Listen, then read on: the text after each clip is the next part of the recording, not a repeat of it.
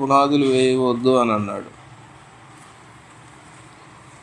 పునాదులు ఎవరి దగ్గర వేయవద్దు, పునాదులు ఎవరి దగ్గర వేయాలనే ఒక సరైన అవగాహన ఉండాల్సిన అవసరం ఉంటుంది. అసలు ఆరంభంలోనే సరైన పునాదులు లేని వారి దగ్గర తిరిగి పునాదులు వేయవలసిన అవసరం ఉందని గ్రంథం స్పష్టంగా తెలియజేస్తూ ఉందన్నమాట. చూసినట్లయితే పడగొట్టి మరలా పునాదులు వేసిన పరిస్థితులు గ్రంథంలో తెలియజేయబడతాయి.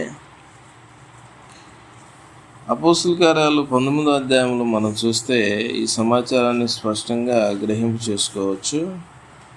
19వ అధ్యాయము 1వ వచనం కానివ్వండి చూసినట్లయితే, అపోల్లో కొరింథీలో ఉన్నప్పుడు జరిగిందేమనగా, పౌలు పై ప్రదేశాల్లో సంచరించి ఎఫెసునకు వచ్చి కొందరు శిష్యులను చూసి, మీరు విశ్వసించినప్పుడు పరిశుద్ధాత్మను పొందితిరా అని వారిని అడుగ్గా, వారు పరిశుద్ధాత్ముడు ఉన్నాడన్న సంగతి మేము వినలేదని చెప్పారు.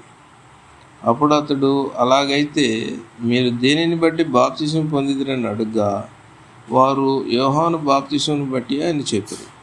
అందుకు పౌలు, యోహాను తన ఎనుకవచ్చు అని అనగా యేసునందు విశ్వాసం ఉంచవాలని ప్రజలతో చెప్పచ్చు, మారు మనసు విషయమే బాప్తిసం ఇచ్చిందని చెప్పింది.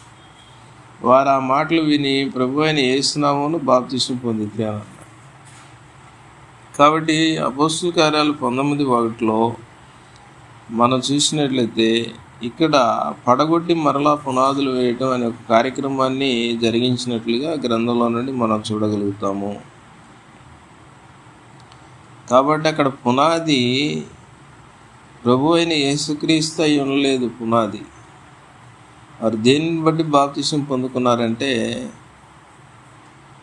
బాప్తిసం యోహాను బట్టి వారు బాప్తిసం పొందుకొని ఉన్నారు.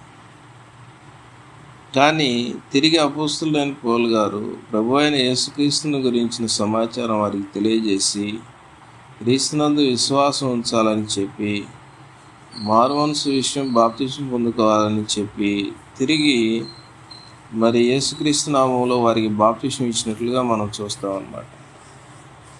కాబట్టి పునాది వేయవద్దు అంటాడు. పరిస్థితి పునాది వేయవద్దంటే ఈ పునాదులు ఎవరి దగ్గర వేయవద్దు అన్నాడనే సమాచారం మనకు తెలియాల్సిన అవసరం ఉంది. కాబట్టి ఎవరి దగ్గర పునాదులు తిరిగి వేయాల్సిన అవసరం ఉందంటే, అసలు ఆరంభంలోనే సరైన పునాదులు లేని పరిస్థితి ఉంటే అక్కడ తిరిగి పునాది వేయాల్సిన అవసరం ఉంటుంది. పునాది అంటే ఏంటి? ప్రభు అయిన యేసుక్రీస్తే పునాది అన్నాడు. యేసుక్రీస్తే పునాది అంటే